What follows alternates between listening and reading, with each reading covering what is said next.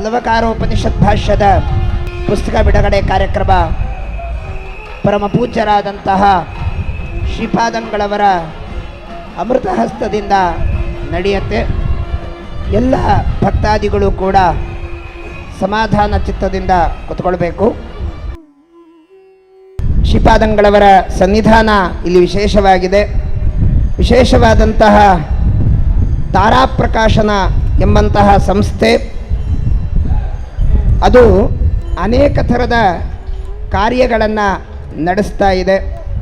ಅದರ ಮುಖ್ಯಸ್ಥರಾದಂತಹ professor PR Mukund ಅವರು ಸ್ವಾಮಿಗಳವರಿಗೆ ಮಾಲಾರ್ಪಣೆಯನ್ನು ಮಾಡಬೇಕು ಅಂತ ಅವರಲ್ಲಿ ಕೇಳ್ತಾ ಇದ್ದೇನೆ. ಮತ್ತು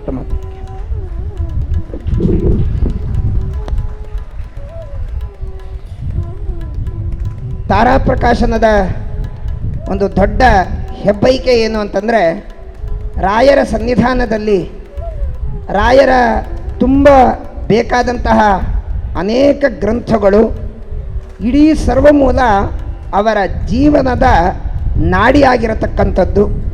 ಅಂತಹ ಸರ್ವಮೂಲದ ಗ್ರಂಥದ ಒಂದು ಉಪನಿಷತ್ ಪ್ರಸ್ಥಾನ ಅಂತಲೇ ಅದಕ್ಕೆ ಕರೀತಾರೆ. 10 ಉಪನಿಷತ್ತುಗಳಿದೆ. ಇವಾಗ ರಾಯರ ಸನ್ನಿಧಾನದಲ್ಲಿ ಅವರ ವಿಶೇಷವಾದಂತಹ 12ನೇ ವರ್ಷದ ಚಾತುರ್ಮಾಸ್ಯ ಸಂದರ್ಭ.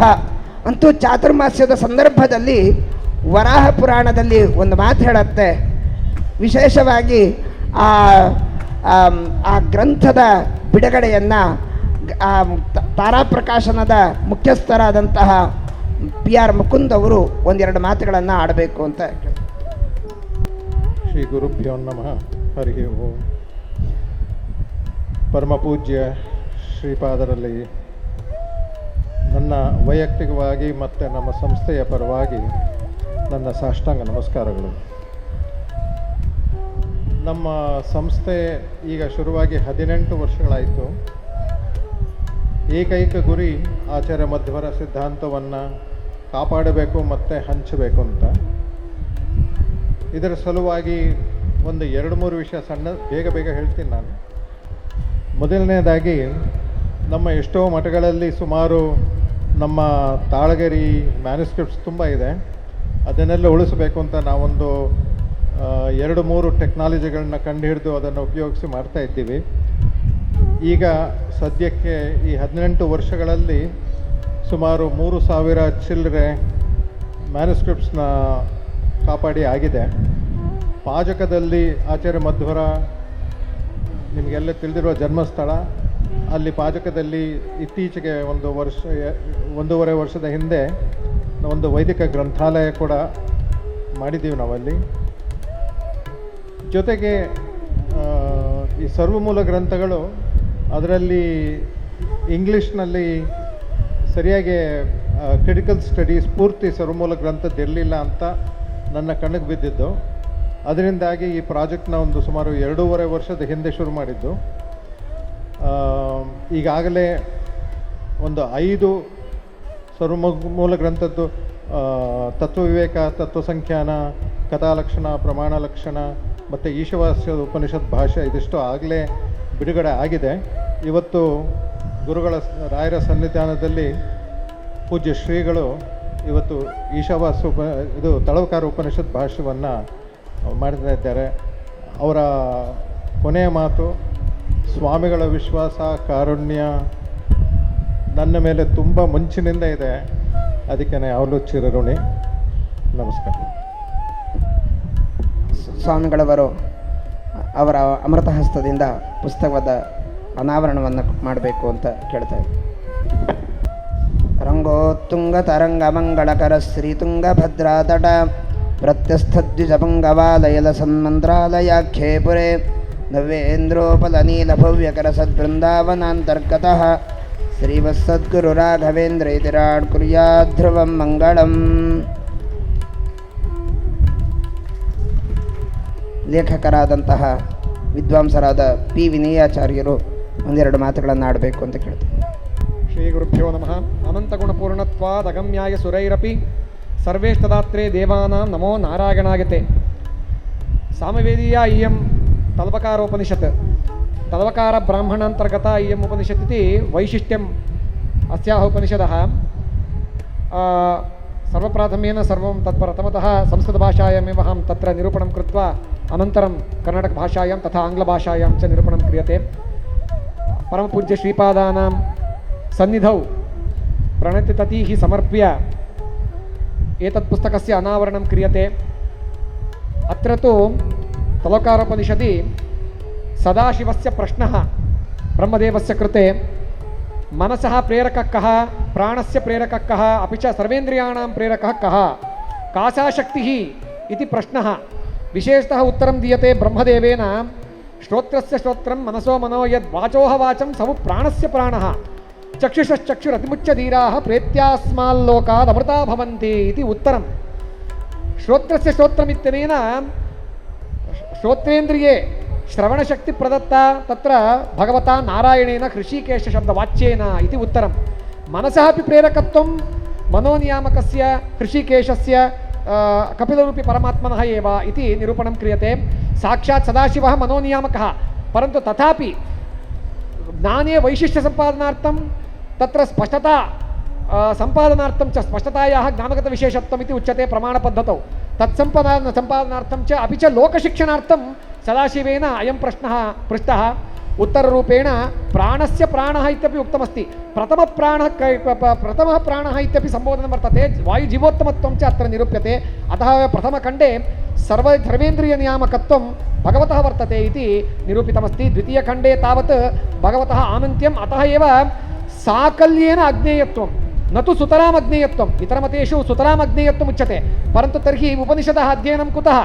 आत्मावारे द्रष्टव्यो श्रोतव्यो मन्तव्यो निधिध्यासितव्यः इत्यनेन भगवतः साक्षात्कारः अपेक्षते। अतः सुतराम् अवेद्यत्वं न साकल्येन अवेद्यत्वम् इति निरूप्यते अस्मदाचार्यैः। अनन्तरम् उपाख्यानरूपेण वायुजीवोत्तमत्वं भगवतः एव सर्वोत्तमत्वं निरूप्यते यक्षाख्यानेन। तदनन्तरं तावत् ब्रह्मविद्यायाः स्थापनार्थं तपः अपि च सत्कर्म अपेक्षते इति एतदुपनिषदि निरूपितमस्ति। ಈ ತಲವಕಾರ ಉಪನಿಷತ್ನಲ್ಲಿ 4 ಖಂಡಗಳಿದೆ.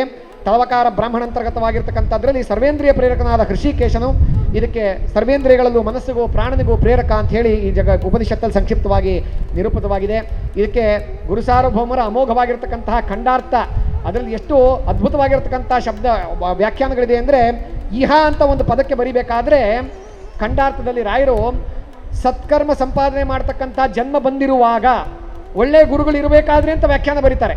ಮತ್ತೆ ಆತ್ಮನಾವಿಂದತೆ ವೀರ್ಯಂ ವಿದ್ಯೆಯ ವಿದತೆ ಅಮೃತತ್ವಂ ಅಂತ ಹೇಳಬೇಕಾದ್ರೆ ಆತ್ಮನಾವಿಂದತೆ ವೀರ್ಯಂ ಅಂತ ಹೇಳಬೇಕಾದ್ರೆ ಸಾಮಾನ್ಯವಾದ ಅರ್ಥ ಬರಿಬೋದಾಗಿತ್ತು. ಆದರೆ ರಾಯರು ಎಂಥ ಅರ್ಥ ಬರೀತಾರೆ ಅಂತಂದರೆ, ಆತ್ಮನ ಅಂತಂದರೆ ಅಪರೋಕ್ಷ ಜ್ಞಾನಾನಂತರದಲ್ಲಿ ಸತ್ಕರ್ಮ ಮಾಡತಕ್ಕಂಥ ಸಾಮರ್ಥ್ಯ ಇರುವಾಗ, ವಿಂದತೆ ವೀರ್ಯಂ ಅನ್ಬೇಕಾದ್ರೆ ಮೋಕ್ಷದಲ್ಲಿ ಆನಂದ ಅತಿಶಯವಾಗುತ್ತೆ ಅಂಥೇಳಿ ಈಶಾವಾಸ್ಯೋಪನಿಷತ್ತಲ್ಲಿ ಹೇಳಿರ್ತಕ್ಕಂಥ ಕುರ್ವನ್ನೇವೇಹ ಕರ್ಮಾಣಿ ದಿದಿವಿಷೇಕ್ಷತಂ ಸಮಾಹ ಏವಂ ತ್ವಯಿ ನಾಣ್ಯತೆ ತೋಸ್ತಿ ನ ಕರ್ಮ ಲಿಪ್ಯತೆ ನರೆ ಅನ್ನೋದಕ್ಕೆ ಶ್ರೀಮದಾಚಾರ್ಯರು ನಾರದೀಯ ಪುರಾಣವನ್ನು ಉದಾಹರಿಸ್ತಾರೆ.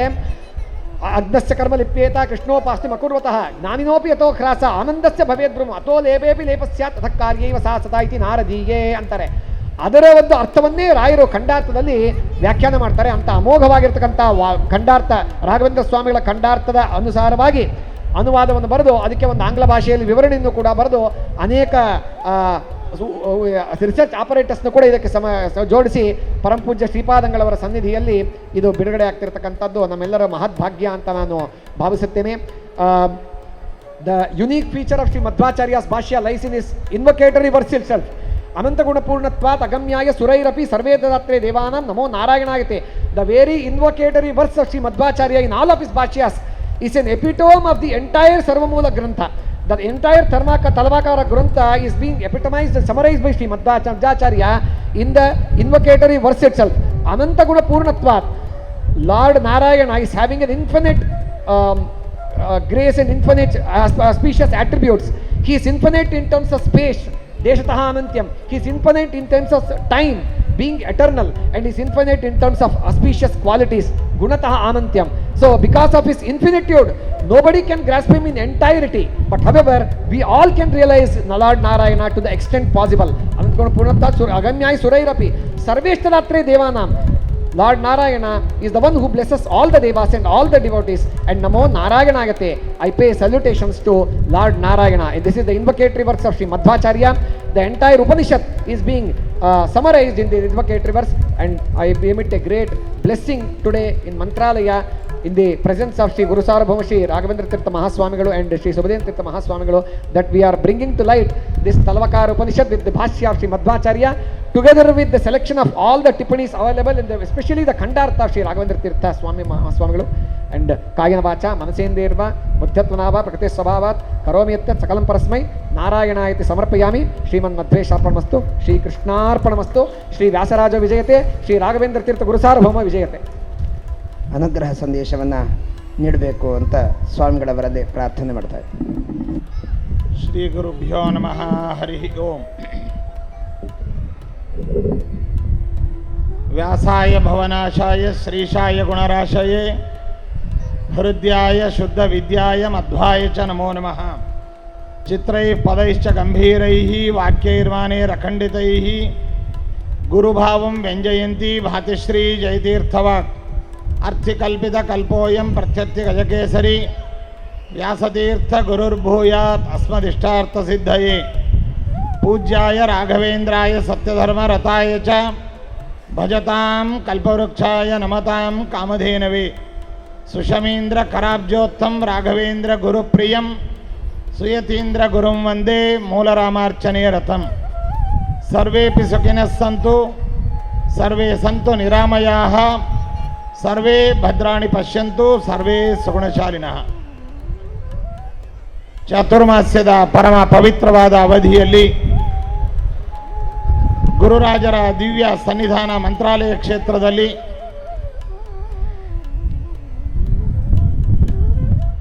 ಬೆಂಗಳೂರು ಮಹಾನಗರದಲ್ಲಿ ಸ್ಥಾಪನೆಗೊಂಡಂತಹ ತಾರಾಪ್ರಕಾಶನ ಎಂಬುವಂತಹ ಸಂಸ್ಥೆಯ ವತಿಯಿಂದ ಸನಾತನವಾದಂತಹ ಅಪೌರುಷೇಯವಾದ ವೇದ ವಾಂಗ್ಮಯ, ಅದೇ ರೀತಿಯಾಗಿ ಶಾಸ್ತ್ರ ವಾಂಗ್ಮಯವನ್ನು ಸಂರಕ್ಷಣೆ ಮಾಡಬೇಕು, ಏನ್ಷಿಯಂಟ್ ಇಂಡಾಲಜಿಯನ್ನು ನಾವು ಪ್ರೊಟೆಕ್ಟ್ ಮಾಡಬೇಕು, ಸೇಫ್ ಗಾರ್ಡ್ ಮಾಡಬೇಕು, ಅದೇ ಜೊತೆಯಲ್ಲಿ ಮುಂದಿನ ಜನರೇಷನ್ನಿಗೆ ಇದರ ಮಹತ್ವವನ್ನು ತಿಳಿಸಬೇಕು ಅನ್ನುವಂತಹ ಉದ್ದೇಶದಿಂದ ಒಂದು ಸಂಸ್ಥೆಯನ್ನು ಸ್ಥಾಪನೆ ಮಾಡಿ ಬೇರೆ ಬೇರೆ ಮಠ ಮಾನ್ಯಗಳಲ್ಲಿ ವಿದ್ವಾಂಸರಲ್ಲಿ ಇದ್ದಂತಹ ತಾಳಾವಲಿ ಪ್ರತಿಗಳಲ್ಲಿ ಇರತಕ್ಕಂತಹ ಅಪೂರ್ವ ಗ್ರಂಥಗಳನ್ನು ಮಾಡರ್ನ್ ಟೆಕ್ನಾಲಜಿ ಮೂಲಕವಾಗಿ ಸ್ಕ್ಯಾನ್ ಮಾಡಿ ಡಿಜಿಟೈಸೇಷನ್ ಮಾಡುವಂತಹ ಒಂದು ಸಂಕಲ್ಪವನ್ನು ಹೊಂದಿ ನಮ್ಮವರೇ ಆದಂತಹ ಬೆಂಗಳೂರು ನಿವಾಸಿಗಳು, ಮೂಲತಃ ಇಂಜಿನಿಯರಿಂಗ್ BE ಆದಂತಹ ಅವರು ಇಲ್ಲಿ ಅಧ್ಯಯನವನ್ನು ಮಾಡಿ ವಿದೇಶಗಳಲ್ಲಿಯೂ ಅಧ್ಯಯನವನ್ನು ಮಾಡಿ ವಿದೇಶಗಳಲ್ಲಿ ತಾವು ಇದ್ದು ದೊಡ್ಡ ದೊಡ್ಡ ಪ್ರಾಜೆಕ್ಟ್ಗಳನ್ನು ನಮ್ಮವರಾಗಿ ವಿದೇಶಗಳಲ್ಲಿ ಮಾಡ್ತಾ ತಮ್ಮ ಗಳಿಕೆಯಲ್ಲಿ ಕೆಲವು ಭಾಗವನ್ನು ಈ ಸಂಸ್ಥೆಯ ಮೂಲಧನವನ್ನಾಗಿ ಸಂಸ್ಥೆಗೋಸ್ಕರವಾಗಿ ಅದಕ್ಕೆ ಮೀಸಲಿಟ್ಟು ಒಂದು ಸಂಸ್ಥೆಯನ್ನು ಸ್ಥಾಪನೆ ಮಾಡಿ ಸಾವಿರಾರು ಹಸ್ತಪ್ರತಿಗಳನ್ನು, ಓಲೆಗರಿ ಪ್ರತಿಗಳನ್ನೆಲ್ಲವನ್ನು ಕೂಡ ಡಿಜಿಟಲೈಸ್ ಮಾಡಿ ಅದನ್ನು ಪ್ರೊಟೆಕ್ಟ್ ಮಾಡಿರ್ತಕ್ಕಂತಹ ನಮ್ಮವರೇ ಆದ ಪ್ರೊಫೆಸರ್ ಮುಕುಂದ್ ಅವರನ್ನು ಈ ಸಂದರ್ಭದಲ್ಲಿ ನಾವು ತುಂಬ ಹೃದಯದಿಂದ ಅಭಿನಂದಿಸ್ತೇವೆ. ಇವತ್ತು ದೇಶ ವಿದೇಶಗಳಲ್ಲಿ ಓಡಾಡಿ ಹಣ ಸಂಪಾದನೆ ಮಾಡಿ ವೈಯಕ್ತಿಕ ಸುಖ ಸಂತೋಷಕ್ಕೋಸ್ಕರವಾಗಿ ಆ ಹಣ ಸಂಪಾದನೆಯನ್ನು ವಿನಿಯೋಗಿಸುವಂತಹ ಕಾಲದಲ್ಲಿ ಏನ್ಷಿಯಂಟ್ ಇಂಡಿಯಾಲಜಿಯನ್ನು ಉಳಿಸಬೇಕು ಅನ್ನುವಂತಹ ಒಂದು ಕಾನ್ಸೆಪ್ಟಿನಿಂದ, ವೈಡ್ ಕಾನ್ಸೆಪ್ಟಿನಿಂದ ಅವರು ಈ ಸಂಸ್ಥೆಯನ್ನು ಹುಟ್ಟುಹಾಕಿ ಬೇರೆ ಬೇರೆ ಮಠಗಳಲ್ಲಿ ಇದ್ದಂತಹ ಕ್ರಿಮಿಕೀಟಗಳಿಗೆ ಆಹಾರವಾಗಿ ಅದು ಆಗಬಾರ್ದು, ಅದರಲ್ಲಿರ್ತಕ್ಕಂತಹ ಮಹತ್ವವನ್ನು ನಾವು ಉಳಿಸಬೇಕು, ಮುಂದಿನ ತಲೆಮಾರಿಗೆ ಅದನ್ನು ತಿಳಿಸಬೇಕು ಅನ್ನುವಂತಹ ಒಂದು ಉತ್ತಮ ಉದ್ದೇಶದಿಂದ ಸಂಸ್ಥೆಯನ್ನು ಮಾಡಿ ಎಲ್ಲ ಮಠಮಾನ್ಯಗಳಲ್ಲಿ ಮತ್ತು ವಿದ್ವಾಂಸರ ಮನೆಗಳಲ್ಲಿದ್ದಂತಹ ಗ್ರಂಥಗಳನ್ನು ಎಲ್ಲವನ್ನು ಕೂಡ ಮಾಡರ್ನ್ ಟೆಕ್ನಾಲಜಿಯಿಂದ ಸ್ಕ್ಯಾನ್ ಮಾಡಿ ನ್ಯಾನೋ ಟೆಕ್ನಾಲಜಿಯಲ್ಲಿ ಕೆಲವುಗಳನ್ನು ಸೆರೆ ಹಿಡಿದು ಅದನ್ನು ಉಳಿಸಿದ್ದಾರೆ.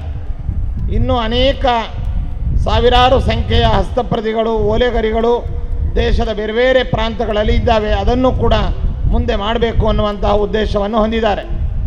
ಇದರ ಜೊತೆಯಲ್ಲಿ ನಮ್ಮ ಶ್ರೀಮದ್ ಆಚಾರ್ಯರ ಮತ್ತು ವೈದಿಕ ಪರಂಪರೆಗೆ ಸಂಬಂಧಪಟ್ಟಂತಹ ಗ್ರಂಥಗಳನ್ನು ಸಂಸ್ಕೃತ ಭಾಷೆಯಲ್ಲಿದ್ದಂತಹದ್ದನ್ನು ಸಾಮಾನ್ಯ ಜನರಿಗೆ, ವೆಸ್ಟರ್ನ್ ಕಂಟ್ರಿಯಲ್ಲಿರ್ತಕ್ಕಂಥವರಿಗೆ ಮತ್ತು ಇವತ್ತಿನ ಆಂಗ್ಲ ಭಾಷಾ ಅಧ್ಯಯನಾದಿಗಳನ್ನು ಮಾಡುವವರಿಗೂ ಕೂಡ ಇದರ ಮಹತ್ವ, ಇದರ ಸ್ವಾರಸ್ಯ, ಇದರ ಅವಶ್ಯಕತೆ, ಇದರ ಇಂಪಾರ್ಟೆನ್ಸನ್ನು ತಿಳಿಸಬೇಕು ಅನ್ನುವಂಥ ಉದ್ದೇಶದಿಂದ ಆಂಗ್ಲ ಭಾಷೆಯಲ್ಲಿ ತರ್ಜುಮೆಯನ್ನು ಸರ್ವಮೂಲ ಗ್ರಂಥಗಳನ್ನು ಮಾಡಿಸ್ತಾ ಬಂದಿದ್ದಾರೆ. ಅವುಗಳಲ್ಲಿ ಇದು 6ನೆಯ ಹೊತ್ತಿಗೆಯಾಗಿ ಈಗ ಬರ್ತಾ ಇದೆ. ತತ್ವಸಂಖ್ಯಾನ, ತತ್ವವಿವೇಕ, ಈಶಾವಾಸ್ಯ ಉಪನಿಷತ್ತು, ಪ್ರಮಾಣ ಲಕ್ಷಣ, ಕಥಾಲಕ್ಷಣ, ತಲವಕಾರೋಪನಿಷತ್.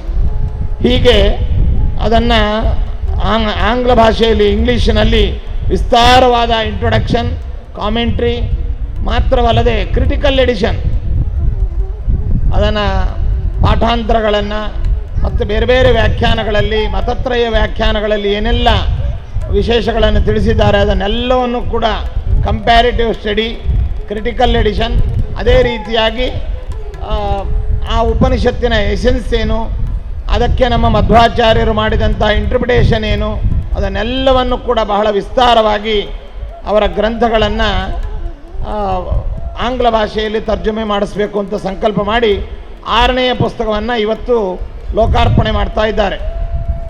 ಈ ಪುಸ್ತಕದ ಅನುವಾದ ಇತ್ಯಾದಿ ಕಾರ್ಯಕ್ರಮಗಳನ್ನು ನಮ್ಮವರೇ ಆದಂತಹ ಯುವ ವಿದ್ವಾಂಸರು, ಒಳ್ಳೆ ವಾಗ್ಮಿಗಳು, ಆಂಗ್ಲ, ಕನ್ನಡ ಮತ್ತು ಸಂಸ್ಕೃತ ಭಾಷೆಯನ್ನು ಬಲ್ಲಂತಹ ಪ್ರೊಫೆಸರ್ ವಿನಯಾಚಾರ್ಯರು ಅವರ ಮೂಲಕವಾಗಿ ಈ ಕೆಲಸವನ್ನು ಮಾಡಿಸ್ತಾ ಇದ್ದಾರೆ. ಇದು ಇವತ್ತು ಲೋಕಾರ್ಪಣೆಗೊಂಡಂತಹ ಗ್ರಂಥ ತಲವಕಾರೋಪನಿಷತ್ತು ಎಂಬುದಾಗಿ. ಈ ತಲವಕಾರೋಪನಿಷತ್ತು ಅನ್ನುವಂತಹದ್ದು ಅಪೌರುಷೇಯವಾದ ವೇದ ವಾಂಗ್ಮಯಗಳಲ್ಲಿ ಸಂಹಿತ, ಆರಣ್ಯಕ, ಬ್ರಾಹ್ಮಣ, ಉಪನಿಷತ್ತುಗಳು ಎಂಬುದಾಗಿ. ಆ ಉಪನಿಷತ್ತುಗಳು ಎಂಬುದು ಅದನ್ನು ವೇದಾಂತ ಅಂತೂ ಕರೀತಾರೆ. ಅಂತಹ ಉಪನಿಷತ್ತುಗಳಲ್ಲಿ ಪ್ರಮುಖವಾದ ಉಪನಿಷತ್ತುಗಳು 10 ಉಪನಿಷತ್ತುಗಳು, ದಶೋಪನಿಷತ್ತುಗಳು ಅಂತ. ಅದಕ್ಕೆ ವ್ಯಾಸರಾಜ ಗುರು ಸಾರ್ವಭೌಮರು ಈ 10 ಉಪನಿಷತ್ತುಗಳಿಗೆ ಏನು ಮಧ್ವಾಚಾರ್ಯರು, ನಮ್ಮ ಮತಸ್ಥಾಪನಾಚಾರ್ಯರು ಭಾಷ್ಯವನ್ನು ಬರೆದಿದ್ದಾರೆ, ಅದನ್ನು ವಿವರಿಸುವಾಗ ಚಕ್ರೇ ಭಾಷ್ಯಾಣಿ ದಿವ್ಯಾನಿ ದಶೋಪನಿಷದಾಂ ಗುರುಹು ಎಂಬುದಾಗಿ ದಿವ್ಯವಾದ 10 ಉಪನಿಷತ್ತುಗಳಿಗೆ ಭಾಷ್ಯವನ್ನು ನಮ್ಮ ಶ್ರೀಮನ್ ಮಧ್ವಾಚಾರ್ಯರು ಬರೆದಿದ್ದಾರೆ ಅಂತ ತಮ್ಮ ಗ್ರಂಥಮಾಲಿಕಾ ಸ್ತೋತ್ರದಲ್ಲಿ ತಿಳಿಸಿದ್ದಾರೆ. ಅಂತಹ 10 ಉಪನಿಷತ್ತುಗಳ ಪೈಕಿ ತಲವಕಾರೋಪನಿಷತ್ ಎಂಬುದಾಗಿ ಇವತ್ತು ಅನುವಾದಗೊಂಡಂಥ ಪುಸ್ತಕ.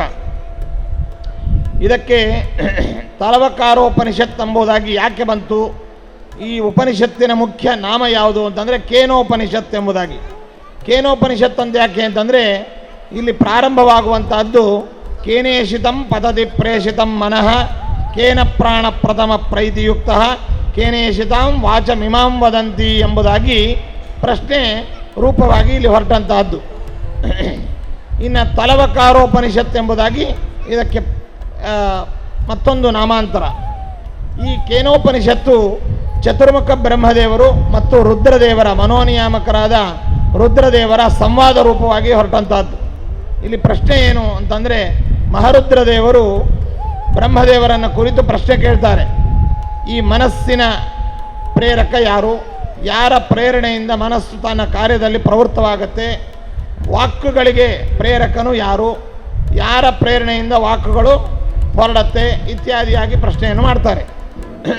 ಇದು ಈ ಮಹಾರುದ್ರದೇವರ, ಚತುರ್ಮುಖ ಬ್ರಹ್ಮದೇವರ ಸಂವಾದ ರೂಪವಾದಂಥ ಈ ಉಪನಿಷತ್ತು. ಇಲ್ಲಿ ಮೇಲ್ನೋಟಕ್ಕೆ ನಮಗೆ ಒಂದು ಪ್ರಶ್ನೆ ಏನು ಬರುತ್ತೆ ಅಂತಂದರೆ, ಮಹಾರುದ್ರದೇವರು ಮನೋನಿಯಾಮಕರು, ತಾರತಮ್ಯದಲ್ಲಿ ಅಷ್ಟು ಮಹತ್ತರವಾದ ಸ್ಥಾನದಲ್ಲಿರುವವರು, ಅವರು ಮನಸ್ಸು ಯಾರ ಪ್ರೇರಣೆಯಿಂದ ಪ್ರವೃತ್ತವಾಗತ್ತೆ, ವಾಕ್ಕು ಯಾರ ಪ್ರೇರಣೆಯಿಂದ ಪ್ರವೃತ್ತವಾಗತ್ತೆ ಅಂತ ಈ ಮಾತನ್ನು ಕೇಳ್ತಾರಲ್ಲ, ಇದು ಅವರಿಗೆ ಅರ್ಥ ಆಗಲಿಲ್ವಾ ಅಂತ ಅನ್ನುವಂಥ ಒಂದು ಪ್ರಶ್ನೆ ಬರುತ್ತೆ. ಅದಕ್ಕೆ ಮಂತ್ರಾಲಯ ಪ್ರಭುಗಳು ರಾಘವೇಂದ್ರ ಸ್ವಾಮಿಗಳವರು ತಮ್ಮ ಖಂಡಾರ್ಥದಲ್ಲಿ ಉತ್ತರವನ್ನು ಕೊಡ್ತಾರೆ ಬಹಳ ಸ್ವಾರಸ್ಯವಾಗಿ. ಜಾನನ್ನಪಿ ಉಮಾಪತಿ ವಿಶೇಷ ಜ್ಞಾನಾರ್ಥಂ ವಾ ಜ್ಞಾತಸ್ಯ ದಾರುಢ್ಯಾರ್ಥಂ ವಾ ಲೋಕಾನುಗ್ರಹಾರ್ಥಂ ವಾ ಅಂತಂದರು. ಉಮಾಪತಿಗಳಾದಂತಹ ಮಹಾರುದ್ರ ದೇವರಿಗೆ ಇದು ಗೊತ್ತಿದೆ, ಯಾರ ಪ್ರೇರಣೆಯಿಂದ ಮನಸ್ಸು ಪ್ರವೃತ್ತವಾಗತ್ತೆ ಅಂತ ಗೊತ್ತಿದ್ರೂ ಪ್ರಶ್ನೆ ಮಾಡ್ತಾರಲ್ಲ, ಗೊತ್ತಿದ್ದು ಕೇಳ್ತೀವಿ ಅಂತ ನಾವು ಲೋಕದಲ್ಲಿ ಆಡ್ತೀವಲ್ಲ ಅಂತಂದರೆ ಅದು ಹಾಗಲ್ಲ. ಲೋಕದಲ್ಲಿ ಆ ಮಾತು ಕೂಡಬಹುದು, ವೈದಿಕ ಪ್ರಪಂಚದಲ್ಲಿ ಯಾಕೆ ರುದ್ರದೇವರು ಈ ಪ್ರಶ್ನೆಯನ್ನು ಕೇಳಿದರು ಅಂತಂದರೆ ವಿಶೇಷ ಜ್ಞಾನಾರ್ಥಂ ವಾ ಅಂತಂದರು. ವಿಶೇಷ ಜ್ಞಾನಕ್ಕೋಸ್ಕರವಾಗಿ ಕೇಳಿದರು ಅಂತ ಒಂದು. ಯಾಕೆಂದರೆ ಅವರಕ್ಕಿಂತ ತಾರತಮ್ಯದಲ್ಲಿ ಚತುರ್ಮುಖ ಬ್ರಹ್ಮದೇವರು ರುಜುಗುಣಸ್ಥರು, ಆ ರುಜುಗುಣಸ್ಥರಲ್ಲಿ ಮೊದಲಿಗರು. ಆದ್ದರಿಂದ ಅವರ ಬಾಯಿಯಿಂದ ಇದರ ಬಗ್ಗೆ ತಿಳ್ಕೊಳ್ಬೇಕು ಎಂಬ ಉದ್ದೇಶದಿಂದ ವಿಶೇಷ ಜ್ಞಾನಕ್ಕೋಸ್ಕರವಾಗಿ ಕೇಳಿದರು ಅಂತ ಒಂದು. ಅಥವಾ ಲೋಕಾನುಗ್ರಹಾರ್ಥಂ ವಾ, ಲೋಕಕ್ಕೆ ತಿಳಿಸ್ಬೇಕು. ಅವ್ರಿಗೆ ಗೊತ್ತು, ಇವ್ರಿಗೆ ಗೊತ್ತು, ನಮಗೆ ಗೊತ್ತಿಲ್ಲಲ್ಲ, ನಮಗೆ ತಿಳಿಸೋ ಸಲ ಅವ್ರ ಪ್ರಶ್ನೆ ಕೇಳಿದರೆ ಅವರು ಉತ್ತರ ಹೇಳ್ತಾರೆ, ನಮಗೆಲ್ಲರಿಗೂ ಗೊತ್ತಾಗತ್ತೆ. ಅದಕ್ಕೋಸ್ಕರವಾಗಿ ಲೋಕಕ್ಕೆ ಅನುಗ್ರಹ ಮಾಡೋದಕ್ಕೋಸ್ಕರವಾಗಿ ತಿಳಿಸೋ ಸಲುವಾಗಿ ಕೇಳಿದ್ದಾರೆ. ಅಥವಾ ಜ್ಞಾತಸ್ಯ ದಾರುಢ್ಯಾರ್ಥಂ ವಾ, ತಿಳಿದಂತಹದ್ದನ್ನು ದೃಢಪಡಿಸಿಕೊಳ್ಬೇಕು. ಒಂದು ವಿಷಯವನ್ನು ಕೇಳಿರ್ತೀವಿ ನಾವು, ಕೇಳಿದ ಮೇಲೆ ಅದನ್ನು ದೃಢಪಡಿಸಿಕೊಳ್ಬೇಕು. ಸುಮ್ಮನೆ ಕೇಳಿದ್ದು ಬಿಟ್ಬಿಡೋದಲ್ಲ, ಅದಕ್ಕೋಸ್ಕರವಾಗಾದರೂ ಕೇಳಿದರು ಎಂಬುದಾಗಿ ಈ ಉಪನಿಷತ್ತಿಗೆ ದಿವ್ಯವಾದ ಖಂಡಾರ್ಥ ರೂಪವಾದ ವ್ಯಾಖ್ಯಾನವನ್ನು ಬರೆಯುವಾಗ ಮಂತ್ರಾಲಯ ಪ್ರಭುಗಳು ಈ ರೀತಿಯಾಗಿ 3 ಬಗೆಯಾದ ಸಮಾಧಾನವನ್ನು ಕೊಟ್ಟಿದ್ದಾರೆ. ಇಂತಹ ಮಹತ್ತರವಾದಂತಹ ಉಪನಿಷತ್ತು ದಶೋಪನಿಷತ್ತುಗಳ ಪೈಕಿ ಈ ತಲವಕಾರೋಪನಿಷತ್ತು ಎಂಬುದಾಗಿ ಇದಕ್ಕೆ ನಮ್ಮ ಶ್ರೀಮದ್ ಆಚಾರ್ಯರು ಭಾಷ್ಯವನ್ನು ಬರೆದಿದ್ದಾರೆ. ಅದೇ ರೀತಿಯಾಗಿ ಶ್ರೀ ಶಂಕರಾಚಾರ್ಯರು ಕೂಡ ಅದ್ವೈತ ರೀತಿಯ ಭಾಷ್ಯವನ್ನು ಬರೆದಿದ್ದಾರೆ. ರಂಗರಾಮಾನುಜ ಮುನಿಗಳು ಎಂಬುದಾಗಿ ಶ್ರೀ ವೈಷ್ಣವರ ಅನುಯಾಯಿಗಳ ಮತದ ಅನುಯಾಯಿಗಳಾದಂಥ ಅವರು ಬರೆದಿದ್ದಾರೆ. ಇನ್ನೂ ಅನೇಕ ಜನ ದಾರ್ಶನಿಕರು ಇದಕ್ಕೆ ವ್ಯಾಖ್ಯಾನವನ್ನು ಬರೆದಿದ್ದಾರೆ. ಇದಕ್ಕೆ ನಮ್ಮ ಜಯತೀರ್ಥ ಗುರು ಸಾರ್ವಭೌಮರು ಅದಕ್ಕೆ ಟೀಕಾ, ಜೊತೆಯಲ್ಲಿ ವಾದಿರಾಜ ಸ್ವಾಮಿಗಳವರು, ಅನೇಕ ಮಹಾನುಭಾವರು ಇದಕ್ಕೆ ವ್ಯಾಖ್ಯಾನಗಳನ್ನು ಬರೆದು ಈ ಉಪನಿಷತ್ತು ಭಾಷ್ಯದ ಮಹತ್ವವನ್ನು ಇಮ್ಮಡಿಗೊಳಿಸಿ ಬಹಳ ವಿಸ್ತಾರವಾಗಿ ವಿವರಿಸಿದ್ದಾರೆ. ಅಂತಹ ಎಲ್ಲ ವಿಚಾರಗಳನ್ನು ಬಹಳ ಸುಂದರವಾಗಿ ಆಂಗ್ಲ ಭಾಷೆಯಲ್ಲಿ ತರ್ಜುಮೆ ಮಾಡಿ ಅದನ್ನು ವಿಸ್ತೃತ ಅನುವಾದದೊಂದಿಗೆ ಇವತ್ತು ಸಿದ್ಧ ಮಾಡಿ ಗುರುರಾಜರ ದಿವ್ಯ ಸನ್ನಿಧಾನದಲ್ಲಿ ಇದು ಪ್ರಕಾಶನಗೊಳ್ತಾ ಇರತಕ್ಕಂಥದ್ದು ಬಹಳ ಸಂತಸದ ವಿಷಯವಾಗಿದೆ. ಪ್ರಕಾಶನದ ಸಂಸ್ಥಾಪಕರಾದ ಶ್ರೀ ಮುಕುಂದವರಿಗೂ, ವಿದ್ವಾಂಸರಾದಂಥ ವಿನಯಾಚಾರ್ಯರಿಗೂ, ಸಹ ವಿದ್ವಾಂಸರಾದ ಜಗನ್ನಾಥಾಚಾರ್ಯರು ಮತ್ತು ಸಂಸ್ಥೆಯಲ್ಲಿ ರಾತ್ರಿ ಹಗಲು ಕೆಲಸ ಮಾಡ್ತಾ ಇರತಕ್ಕಂತಹ ಎಲ್ಲ ಟೆಕ್ನಾಲಜಿ ಬಲ್ಲವರು ಮತ್ತು ದೊಡ್ಡ ದೊಡ್ಡ ಸಾಫ್ಟ್ವೇರ್ ಇಂಜಿನಿಯರ್ಗಳವರೆಲ್ಲ ಉದ್ಯೋಗ ರೀತ್ಯ ಸಾಫ್ಟ್ವೇರ್ ಇಂಜಿನಿಯರ್ಗಳಾಗಿ ಕೆಲಸ ಮಾಡ್ತಾ ಇದ್ದರು. ಇದನ್ನು ಉಳಿಸುವ ಒಂದು ಕಳಕಳಿಯಿಂದ ಆ ಸಂಸ್ಥೆಯಲ್ಲಿ ಆನರರಿಯಾಗಿ ಕೆಲವರು ಕೆಲಸ ಮಾಡ್ತಾ ಇದ್ದಾರೆ.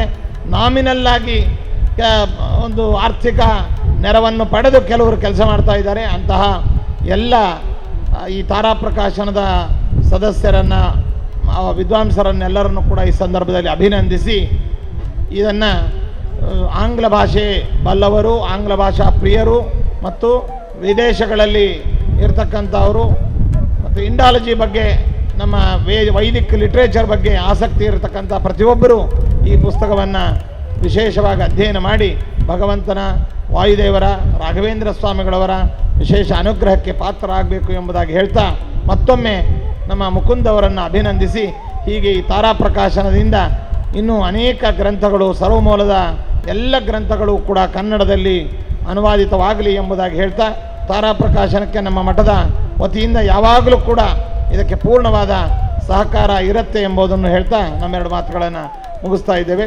ಸರ್ವೇ ಜನಃ ಸುಖಿನೋ ಭವಂತು, ಸಮಸ್ತ ಸನ್ಮಂಗಳಾನಿ ಭವಂತು. ಫಲನೇರ್ಯಾ ಫಲ ಪುಷ್ಪ ಯಾಶ್ಚ ಪುಷ್ಪಿಣೀ ಹೇ ಬೃಹಸ್ಪತಿ ಪ್ರಸೋದಸ್ತಾದೋ ಮುಂಚಂತು ಮಹಾಸಹ.